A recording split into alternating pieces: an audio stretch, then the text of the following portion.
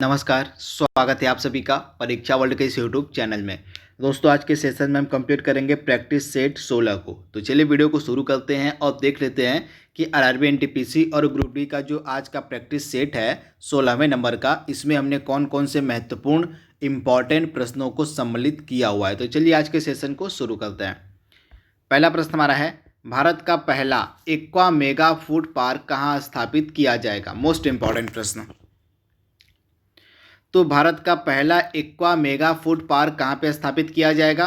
तो पहले प्रश्न का राइट आंसर हमारा हो जाएगा आंध्र प्रदेश, यानी कि ऑप्शन सी इसका बिल्कुल सही है। आंध्र प्रदेश राज्य में भारत का पहला एक्वा मेगा फूड पार्क स्थापित किया जाएगा, तो इसे आपको याद रखना है।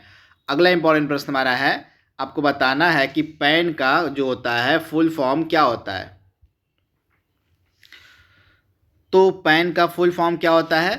तो परमानेंट अकाउंट नंबर। अब ध्यान दीजिएगा, पैन का पूरा नाम होता है परमानेंट अकाउंट नंबर, यानी कि ऑप्शन ए इसका बिल्कुल सही। आप इसे ध्यान दीजिएगा, यह जो होता है पैन जो होता है इसका पूरा नाम होता है परमानेंट अकाउंट नंबर, तथा यह जो पैन होता है यह 10 अंकी अल्फा न्यूमेरिक संख्या होती है। आप याद रखिएगा, पैन पर जो पैन कार्ड होता है इस पर 10 अंकी जो होता है अल्फ़ा न्यूमेरिक संख्या होती है। तो इसे भी आप ध्यान दीजिएगा, इसमें अल्फ़ाबेट भी होते हैं और इसमें नंबर्स भी होते हैं पैन कार्ड पे। टोटल 10 अंकी जो होते हैं, तो इसे भी आप ध्यान दीजिएगा, तथा इसका पूरा नाम होता है परमानेंट अकाउंट नंबर।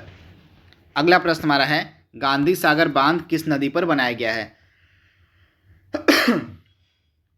तो गांधी सागर बांध आपको मिलेगा चंबल नदी पर। तो राइट आंसर आपको जाएगा चंबल नदी पर जो है गांधी सागर बांध बनाया गया है। तथा चंबल नदी किसकी सहायक नदी है। तो यह जो चंबल नदी है यह यमुना की सहायक नदी है। तथा चंबल नदी के किनारे ही आपको मिलेगा राजस्थान का कोटा शहर। कौन सा शहर। तो राजस्थान का जो कोटा शहर है यह चंबल नदी के ही किनारे स्थित है। अगला इंपॉर्टेंट प्रश्न हमारा है, सर्वोच्च न्यायालय के न्यायाधीश की नियुक्ति कौन करता है। तो सर्वोच्च न्यायालय यानी कि हमारे देश का जो सुप्रीम कोर्ट होता है उसके न्यायाधीश की नियुक्ति किसके द्वारा की जाती है। तो भारत के राष्ट्रपति के द्वारा। तो राइट आंसर आपको जाएगा भारत के राष्ट्रपति के द्वारा जो है सर्वोच्च न्यायालय के न्यायाधीश की नियुक्ति की जाती है। तो आप इसे ध्यान दीजिएगा।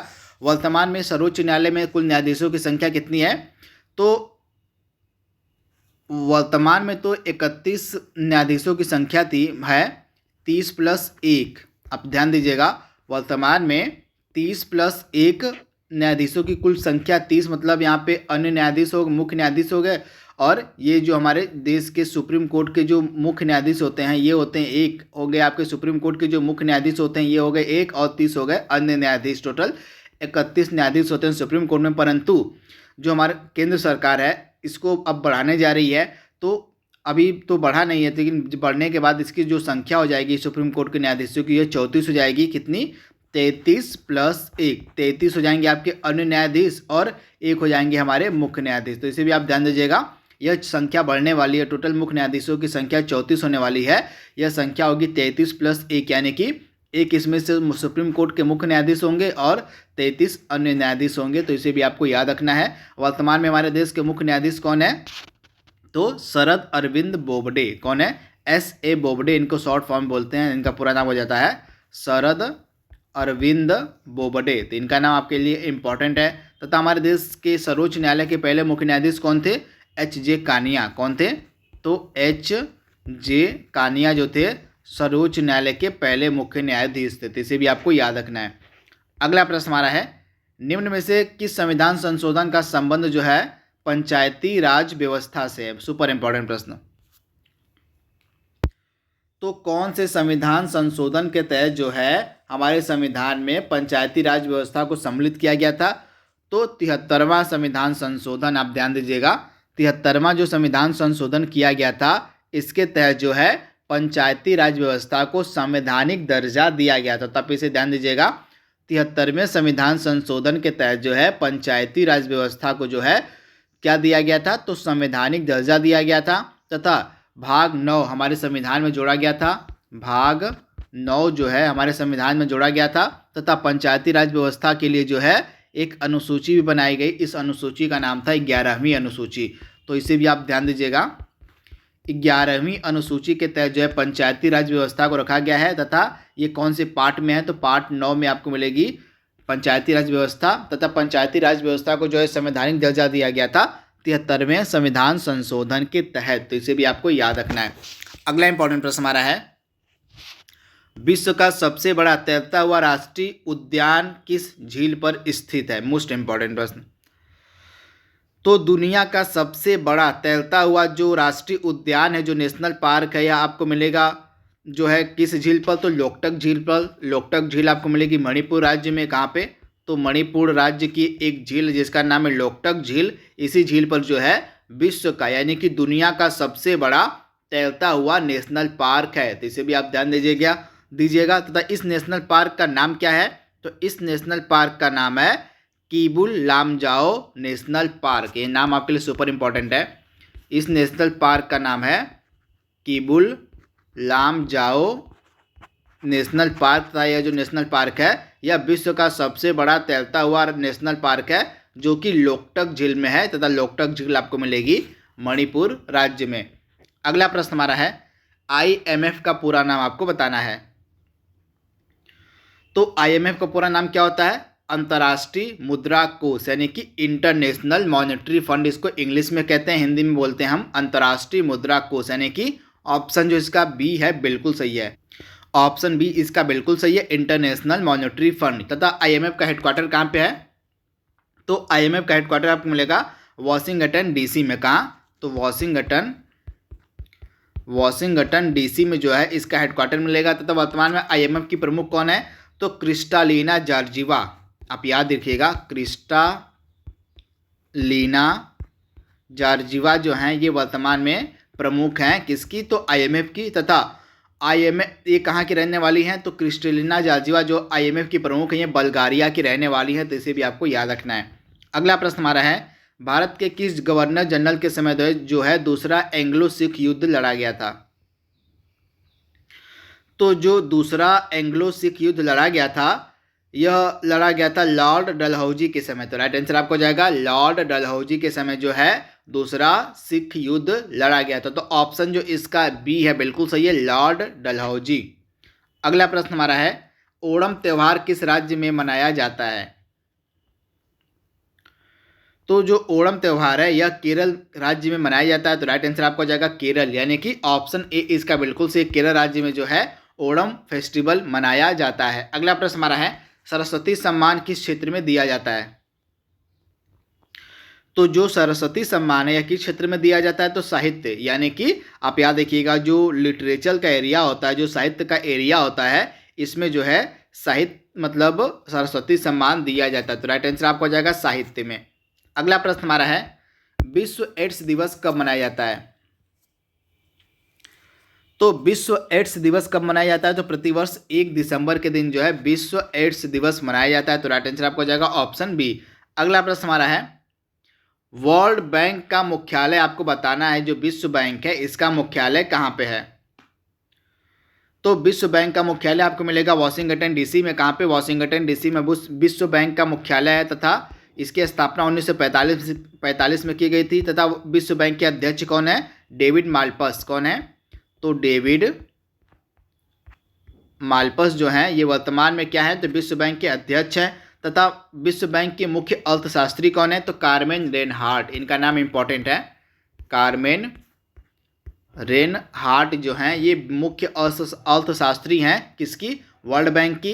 तथा एक भारतीय मूल की महिला हैं जिनका नाम है अंशुला कांत। आप ध्यान दीजिएगा, भारतीय मूल की महिला हैं जिनका नाम है अंशुला कांत, ये विश्व बैंक की मुख्य वित्तीय अधिकारी हैं। क्या हैं? तो ये विश्व बैंक की मुख्य वित्तीय अधिकारी और MD यानी कि प्रबंध निदेशक हैं। तो इसे भी आप ध्यान दीजिएगा। अगला प्रश्न हमारा है, राज्य लोक सेवा आयोग के सदस्यों की नियुक्ति कौन करता है? तो राज्य लोक सेवा आयोग के सदस्यों की जो नियुक्ति है वह राज्यपाल के द्वारा की जाती है। तो राइट आंसर आपको जाएगा राज्यपाल के द्वारा जो है राज्य लोक सेवा आयोग के सदस्यों की नियुक्ति की जाती है। वहीं अगर हम UPSC की बात करें, संघ लोक सेवा आयोग के सदस्यों की और उसके अध्यक्ष की, तो UPSC के सदस्य और उसके अध्यक्ष की जो नियुक्ति है वह राष्ट्रपति के द्वारा की जाती है। परंतु जो स्टेट PCS होते हैं, जो राज्य लोक सेवा आयोग होता है, उसके सदस्यों और अध्यक्ष की जो नियुक्ति है वह राज्यपाल के द्वारा किया जाता है। परंतु एक चीज़ आप ध्यान दीजिएगा, जो राज्य लोक सेवा आयोग के सदस्य और अध्यक्ष होते हैं उनकी नियुक्ति तो राज्यपाल करता है, परंतु इनको हटाने का अधिकार राज्यपाल के पास नहीं है। राज्य लोक सेवा आयोग के सदस्य और अध्यक्षों को हटा कौन सकता है? तो राष्ट्रपति हटा सकता है। तो ये डिफरेंस है, इसे आपको याद रखना है। नियुक्ति करने का अधिकार तो राज्यपाल के पास है, परंतु इनको हटाने का अधिकार जो है राष्ट्रपति के पास है। अगला प्रश्न हमारा है, विजय हजारे ट्रॉफी किस खेल से संबंधित है? तो विजय हजारे ट्रॉफी जो है किस खेल से संबंधित है? तो क्रिकेट इसका राइट आंसर हो जाएगा आपका, क्रिकेट। अगला प्रश्न हमारा है, नमक सत्याग्रह किस वर्ष शुरू किया गया था? तो नमक सत्याग्रह जो है किस वर्ष शुरू किया गया था? तो 1930 ईस्वी में जो है नमक सत्याग्रह को शुरू किया गया था। तो आप ध्यान दीजिएगा। अगला प्रश्न हमारा है, त्वरण किस उपकरण की सहायता से मापा जाता है? तो त्वरण जो होता है इसको मापते हैं हम एक्सेलेरोमीटर से। किसके द्वारा? तो एक्सेलेरोमीटर की सहायता से जो है त्वरण को मापा जाता है। तो राइट आंसर आपका हो जाएगा एक्सेलेरोमीटर। अगला प्रश्न हमारा है, आकाश किस कारण से जो है नीले रंग का दिखाई पड़ता है? तो आकाश के नीला दिखाई देने का कारण क्या होता है? प्रकीर्णन, यानी कि स्कैटरिंग ऑफ लाइट हो जाएगा इसका राइट आंसर। प्रकाश के प्रकीर्णन के कारण, इसको इंग्लिश में हम कहते हैं स्कैटरिंग ऑफ लाइट। क्या कहते हैं? स्कैटरिंग ऑफ लाइट के कारण जो है, प्रकाश के प्रकीर्णन के कारण जो है आकाश नीला दिखाई पड़ता है। अगला प्रश्न हमारा है, पृथ्वी का पलायन वेग कितना होता है? तो पृथ्वी का जो पलायन वेग होता है वह कितना होता है? तो 11.2 किलोमीटर प्रति सेकेंड। क्या होता है? तो पृथ्वी का जो पलायन वेग होता है यह होता है 11.2 किलोमीटर प्रति सेकेंड, यानी कि ऑप्शन जो इसका ए है बिल्कुल सही है। अगला प्रश्न हमारा है, मिल्क ऑफ मैग्नीशिया का रासायनिक नाम क्या है? तो मिल्क ऑफ मैग्नीशिया का रासायनिक नाम क्या होता है? तो मैग्नीशियम हाइड्रोक्साइड। राइट आंसर आपको हो जाएगा, यहाँ पे हाइड्रोक्साइड होगा, ऑक्साइड नहीं, हाइड्रोक्साइड होगा, हाइड्रा ऑक्साइड। तो मिल्क ऑफ मैग्नीशिया का जो रासायनिक नाम होता है उसको हम बोलते हैं मैग्नीशियम हाइड्रा ऑक्साइड। तो इसे आप ध्यान दीजिएगा। अगला प्रश्न हमारा है, पीतल मिश्रित धातु है किसकी? तो जो पीतल होता है, जो ब्रास होता है, यह जिंक और कॉपर की मिश्रित धातु होती है। तो राइट आंसर आपको हो जाएगा जिंक और कॉपर, यानी कि ऑप्शन ए। अगला प्रश्न हमारा है, पैराफिन मोम किससे प्राप्त होता है? जो पैराफिन मोम होता है यह किससे प्राप्त होता है? तो पैराफिन जो मोम होता है यह प्राप्त होता है पेट्रोलियम से, यानी कि ऑप्शन ए इसका बिल्कुल सही है, पेट्रोलियम से। अगला प्रश्न हमारा है, निम्न में से कौन सी एक वायु जनित बीमारी है? तो दिए गए ऑप्शंस में से कौन सी एक वायु जनित बीमारी है? तो खसरा जो होता है यह एक वायु जनित बीमारी है। तो आप इसे ध्यान दीजिएगा, खसरा जो है यह एक वायु जनित बीमारी है। अगला प्रश्न हमारा है, लाल रक्त कोशिकाओं का उत्पादन जो होता है यह कहाँ पे होता है? तो लाल रक्त कोशिकाओं का जो उत्पादन होता है यह अस्थि मज्जा में होता है। तो आप इसे ध्यान दीजिएगा, जो अस्थि मज्जा होते हैं इनको इंग्लिश में हम बोन मैरो भी कहते हैं, बोन मैरो। तो बोन मैरो में जो है इनका उत्पादन होता है लाल रक्त कोशिकाओं का। अगला प्रश्न हमारा है, रक्त का शुद्धिकरण कहाँ होता है? तो रक्त का जो शुद्धिकरण होता है यह कहाँ पे होता है? तो गुर्दा, यानी कि किडनी में, यानी कि ऑप्शन जो इसका ए है बिल्कुल सही है, किडनी में। अगला प्रश्न हमारा है, गुर्दे की इकाई को क्या कहा जाता है? तो गुर्दे की जो कार्यात्मक इकाइयाँ होती हैं, यहाँ पे कार्यात्मक होगा, तो गुर्दे की जो कार्यात्मक इकाई होती है उसको हम क्या कहते हैं?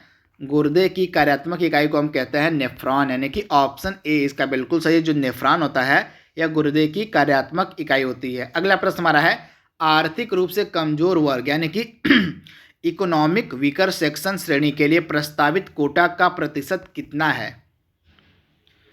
तो हाल ही में केंद्र सरकार के द्वारा जो है आर्थिक रूप से कमजोर वर्गों के लिए जो है 10% आरक्षण की व्यवस्था की गई है। तो राइट आंसर आपका हो जाएगा, आर्थिक रूप से कमजोर वर्ग जो हैं, जो अपर कास्ट हैं, उनके लिए जो है 10% आरक्षण की व्यवस्था की गई है। तो इसे भी आप ध्यान दीजिएगा, जनरल कैटेगरी के जो लोग हैं जो आर्थिक रूप से कमजोर हैं उनके लिए जो है 10% आरक्षण की व्यवस्था की गई थी हाल ही में केंद्र सरकार के द्वारा। अगला प्रश्न हमारा है, महिलाओं के यौन शोषण पर प्रतिबंध लगाने वाला कानून बनाने वाला पहला भारतीय राज्य कौन सा है? तो महिलाओं के यौन शोषण पर प्रतिबंध लगाने के लिए कानून बनाने वाला पहला भारतीय राज्य बन गया है जम्मू कश्मीर। यहाँ पे क्या हो जाएगा, तो महिलाओं के जो है, यहाँ पे थोड़ा सा ऑप्शन में मिस प्रिंट है, यहाँ पे हो जाएगा आपका Jammu and Kashmir, right answer आपका है। तो जम्मू कश्मीर पहला राज्य बन गया है जिसने इस प्रकार का कानून बनाया है, तो आप इसे ध्यान दीजिएगा। तथा जम्मू कश्मीर के वर्तमान में उपराज्यपाल कौन है, तो मनोज सिन्हा। कौन है?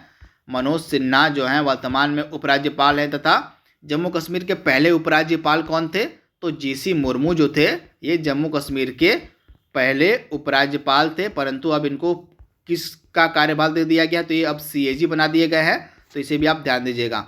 अगला प्रश्न हमारा है, हाल ही में विश्व का पहला तैरता हुआ परमाणु संयंत्र कहाँ खोला गया है? तो हाल ही में दुनिया का पहला जो तैरता हुआ परमाणु संयंत्र यह खोला गया है रूस में, तथा इस परमाणु संयंत्र का क्या नाम रखा गया है, तो अकादमिक। आप ध्यान दीजिएगा, इस परमाणु संयंत्र का नाम है अकादमिक। इस परमाणु संयंत्र का नाम है अकादमिक लोमोनोसोव। क्या नाम है, तो लोमोनोसोव इसका नाम है, तो इसे भी आप ध्यान दीजिएगा। तथा यह रसिया में खोला गया है। अगला प्रश्न हमारा है, ज्ञानपीठ पुरस्कार 2019 से किसे सम्मानित किया गया है? तो 2019 का जो ज्ञानपीठ पुरस्कार था दिया गया था अक्कीतम अच्युतन नंबूदरी को, तो राइट आंसर आपको जाएगा ऑप्शन ए, अक्कीतम अच्युतन नंबूदरी को जो है ज्ञानपीठ पुरस्कार 2019 दिया गया था। वहीं अगर हम 2018 की बात करें तो अमिताभ घोष को 2018 का यह पुरस्कार दिया गया था। तो दोनों आपको याद रखना, 2019 और 2018 भी। अगला प्रश्न हमारा है, जो कि लास्ट प्रश्न आज का है, मिस यूनिवर्स 2019 किसे चुना गया है? तो मिस यूनिवर्स 2019 चुना गया था जोजीबिनी टुंजू को, यानी कि ऑप्शन ए इसका बिल्कुल सही है। जोजीबिनी टुंजू को जो है मिस यूनिवर्स 2019 चुना गया था। वहीं अगर हम 2018 की बात करें तो कैटरीना ग्रे को 2018 में मिस यूनिवर्स चुना गया था, तो इसे आपको याद रखना है। तो दोस्तों यहाँ पे हमने जो प्रैक्टिस सेट हमारा है 16वें नंबर का, उसको हमने कवर कर लिया है। जल्दी मिलेंगे हम इसके अगले भाग में, तब तक के लिए thank you, thanks for watching, thank you.